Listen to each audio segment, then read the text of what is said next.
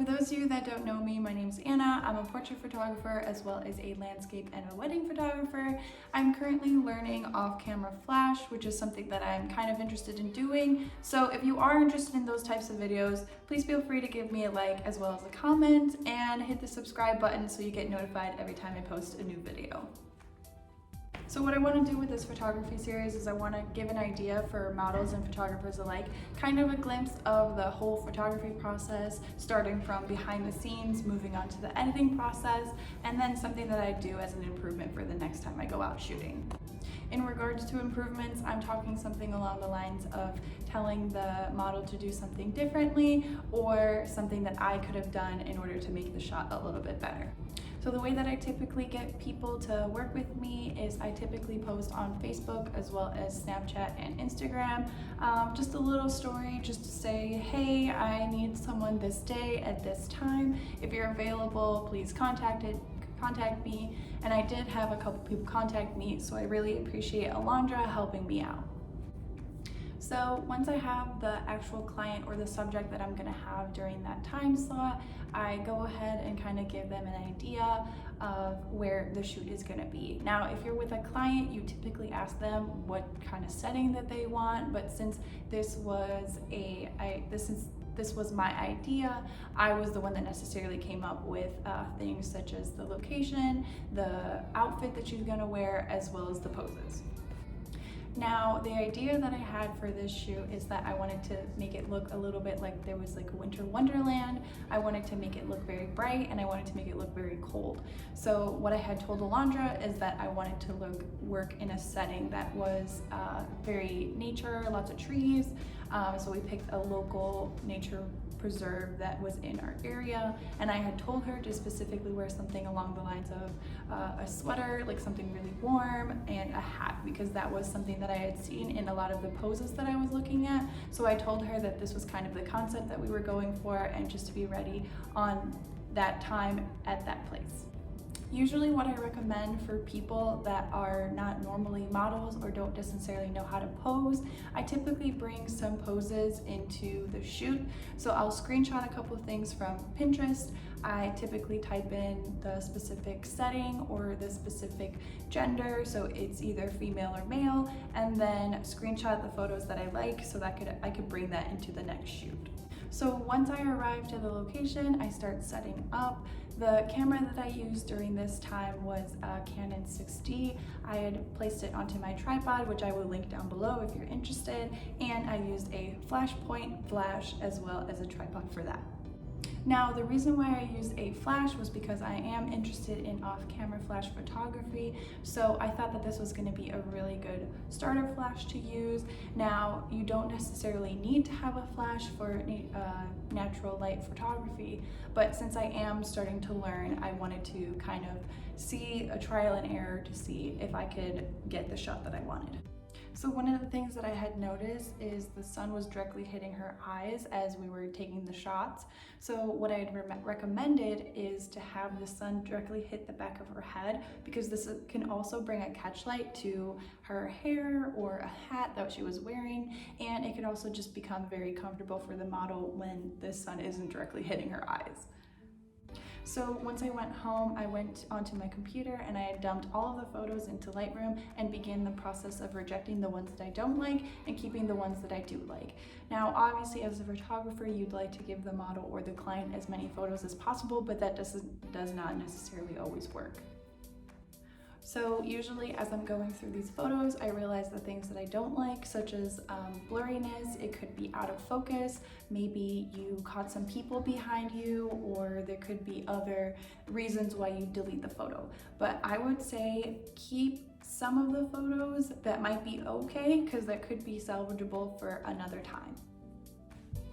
So once you have picked out all the photos that you think are good and want to start editing, I would go through all of those photos again and start deleting the ones that you think might be okay. Because usually during the beginning of those photos, you might think that something looks really good, but then the second time around when you come back to it, you realize that it's not as well as the ones that you took later in the shoot. So I just recently started editing on an iPad, and I use the stylus to get really close to the skin and make sure that I'm able to retouch the photos. Now, you don't necessarily need an iPad to edit, but I think that this is my personal preference as I go along to see and tweak things that I don't like and I do like. So what I'm going to do in this series is I'm going to screen record my iPad so I can kind of give you a side-by-side picture to see what I'm doing in the process. So one of the things that I've noticed in the photo when you initially start with it is that it looks very bright, and I wanted to make it even brighter. So what I do is I'll just move the controls around a little bit to see what I like and what I don't like. Since this was a winter shot, I want to make sure that all the whites are very bright. So what I'm going to do is I'm going to boost the highlights as high as possible without spiking anything. Now, I had noticed a little bit of blemishes on her face, so what I had done is I just went ahead and zoomed in and selected the specific blemishes that I wanted to get rid of. And I had also noticed that I personally wanted to make sure that she looked like she had very perfect eyebrows because she did her eyebrows very nicely, so I wanted to make sure that all of the unplucked eyebrows were removed.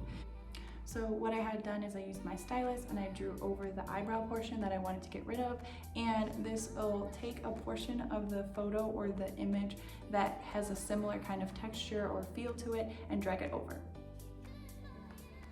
So once I was done with the healing brush, I went into the selective edits on the iPad, and I had brightened up just a little bit above the eyelid because that went a little bit dark as we were going into the healing brush, and dragged over on the specific eyebrow portion.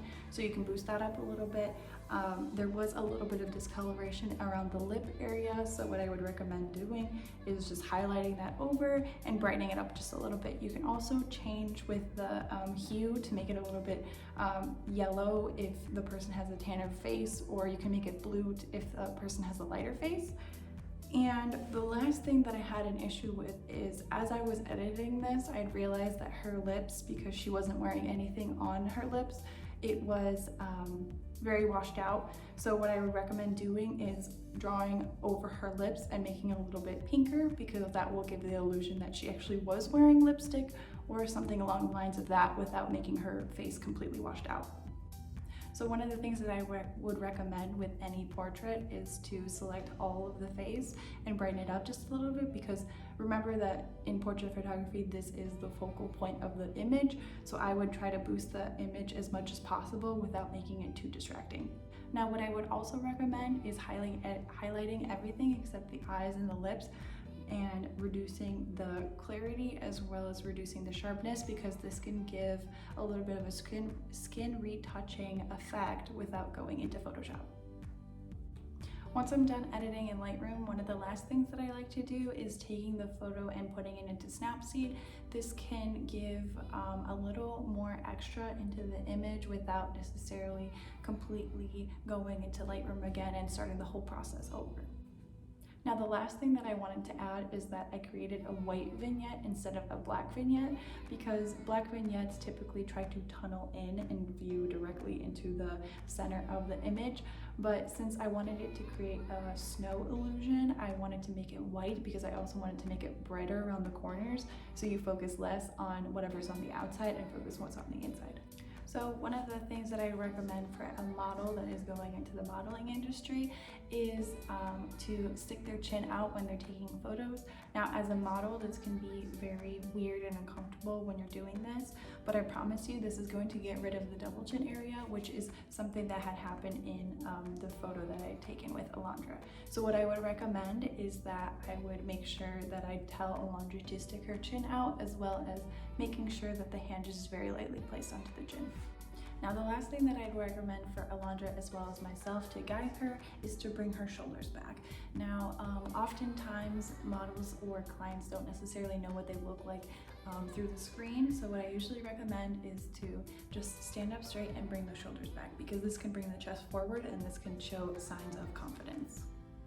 If you got this far to the end of the video, I really appreciate it. I would love to do a series like this. So if you are interested in something like this, please give it a like and comment down below any of the improvements that I can do. And if you are interested in following me on my social media, it'll be linked in the description down below, as well as my photography page right here.